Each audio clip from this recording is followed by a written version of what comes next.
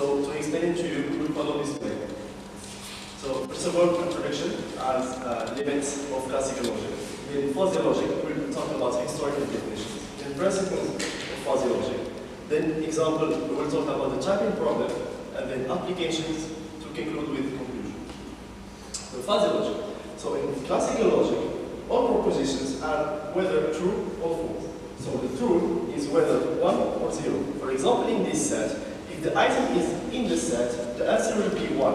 And if the item is outside the set, the answer will be 0. But however, we find some elements that almost included in the set. So how can we really judge these elements? We will give you another example. Suppose we want to define people with medium size. We will say, for example, that medium size is between 164 and 180. In classical logic, the passage from medium size to tall size is very sudden. A person of 180 will be a medium size. But if we add only 1 millimeter to this person, he will be a tall size. So this really shocked our intuition. So in order to solve these problems, Mr. Lotfi Zaki, which is a professor in the University of California, invited and proposes a new way of reasoning, which is the fuzzy logic. In this fuzzy logic, we involve some concepts without really defining boundaries. So the truth can be any value between 0 and 1. This can be 0.3, 3.4, 0.5. Back to our last example, we will say that a person with 1.8 meter, he belongs to medium size by 0.7 and to tall size by only 0.3. So as a conclusion, the fuzzy logic is almost similar to human logic. So now in order to explain to you very good the fuzzy logic, we will follow this process. First of all, we will define the fuzzy sets, the linguistic variables, the membership functions, fuzzy logic operators, fuzzy rules, and then the treatment, which contains fuzzification, emphasis, and defuzzification. So first of all, fuzzy sets. Fuzzy sets, in set theory, in classical set, any set, any item is belong or does not belong to the set, to a set. But in fuzzy set, we introduce a new notion which is partial membership. Because in normal set, the outline of normal set is very crisp and neat. But in fuzzy set, the outlines are fuzzy. They are not really clear. For example, X doesn't belong to this X doesn't belong to A or B, and Y belongs to A, while Z belongs to B. But T, it belongs partially to the set B. And then linguistic variables. Linguistic variables are just words and sentences that describe the situation of our variable. For example, if our variable was the quantity, then the linguistic variables was going to be small, more, normal, large, and huge. And if our variable is the size of people, then there will be short, medium, or tall people, tall person. And then membership function. Membership function is the similar of the characteristic function in a classical logic. It can be defined to solve practical problems by just experience. And here's an example. This is a characteristic function in classical logic. We find that the passage from small to short to medium is very crisp and very sudden. However, in membership function, it's very smooth and easily understood by our logic. In this case, we only have one membership function for our variable. But in reality, we found a lot of membership functions for the same variable. For example, talking about our last example, we found 3 membership functions that define, for example, the membership function of a small person, then the membership function of the medium and average person, and the one for tall people. Now, talking about operators. So, since we are talking about a logic, then it has our own operators to calculate the degree of truth of any proposition.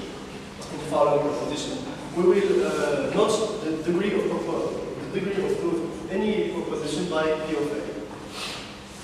So the operators are, as the classical logic, intersection and the degree of truth is minimum, union and the degree of truth will be maximum, and the complement where the degree of truth will be the complement of any deviation. Fuzzy rules. Fuzzy rules is the way we use to pass from our input situation to our output by using if and then. So the proposition will be if the input situation, then a solution. A simple example: if we have pressure, if the pressure is high and temperature is high, then the solution is, or the decision will be, to activate the cooling system. Another treatment. The treatment is the main point and how really it works in reality.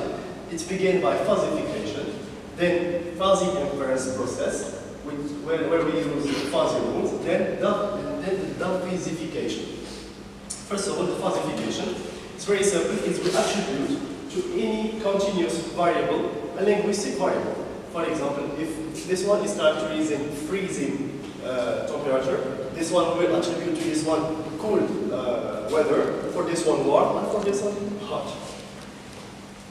And then the process. The process is the main point, because in this process we use virtual functions, fuzzy rules, and fuzzy operators in order to find our output.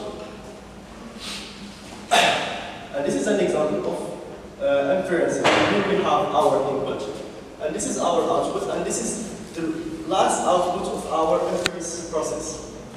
And now the question that we will, and now the second step is the diffusification, is where how can we transform this graphic into variables that are understood by machines and humans. And here there is more than 20 methods. We only use, and the main ones are center of gravity and weight average method. The center of gravity is using the algebra of surfaces, and weight is using the star. And now Bilal will give you more examples and real examples in real life about fuzzy logic.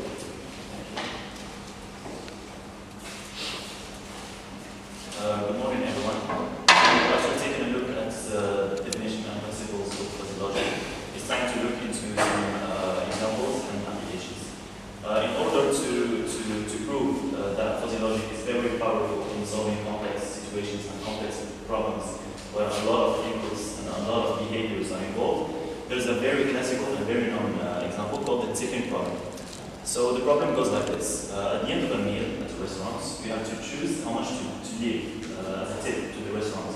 It can range from 0 to 25%. And in order to choose that, you have to take into consideration two things: the food quality and the service. The service, like, is the waiter nice to you or not. So that's the two things we're taking into consideration. In order to transform this problem into a fuzzy control system, we have to define three things. We have to define our inputs, our outputs, and our rules. So with the inputs we have two. Obviously it's the service and the food quality. Beginning by the service it has a note attributed to it between 0 and 10. That's what we call the crisp value range. This crisp value range between 0 and 10, we have to transform it into a fuzzy value range. In this case, it's poor, acceptable, and amazing. Same thing for the food quality. The crisp value range is between 0 and 10. It's the note we're attributing to the food quality that we transform to a fuzzy value range. In this case, it's bad, decent, and great. So for example, we can say the service was acceptable and food quality was great. We also have to define our tipping problem. It's also a variable, so it also has a crisp value range and a fuzzy value range. For our crisp value range, it's between 0 and 25%, and the fuzzy value range is low, medium, and high. So for example, a tip of 25% would be pretty high. In order to create a fuzzy control system, we also have to create some rules. Rules are if-then statements. These rules link between the inputs, it's the first part of the sentence, and the outputs, it's the second part of the sentence. In this case, we have three rules. If the service was good and the food quality was good, then the tip will be high. If the service was average, then the tip will be medium. If the service was poor and the food quality was poor, then the tip will be low. These rules resemble human logic. That's the power of fuzzy logic. Just using these rules, you can get some outputs at the end.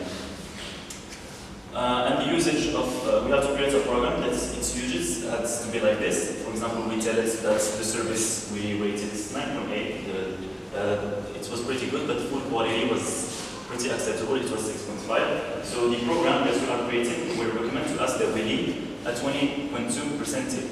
We can create such a program using a lot of programming languages, and also MATLAB. We can create such a program using MATLAB. In our case, we use Python for the simple reason that it has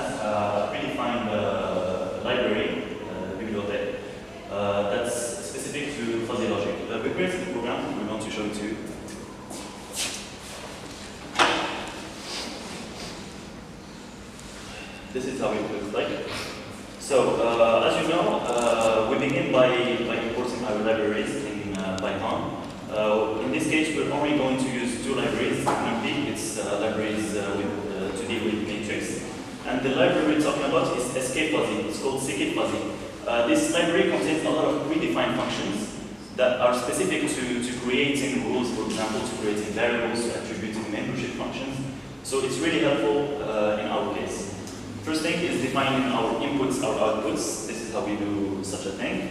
There's the food, which is an input, service an input, and tip is our outputs in here. We also have to define the crisp value range. For example, for food, it's between 0 and 10. For service, it's also between 0 and 10, but for tip, it's between 0 and 25%. Next thing is defining our membership functions. So you just have to execute that. Next thing is defining our membership functions.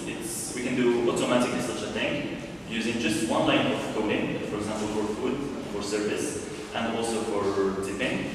And we can view this we can view the form of these membership functions. For example, we can tip. This is maybe, for example, food. This is how it looks like. So this triangle is average. This blue one is poor, and this one is in green is good. You can see that this membership function was generated automatically just using this simple function contained in the skfuzzy library. We also have to create our rules. Here they are. Rule number 1: if the food was poor, the service was poor, then the tip will be low, and so on. We have to create our control system. Control system is what receives the inputs and the rules.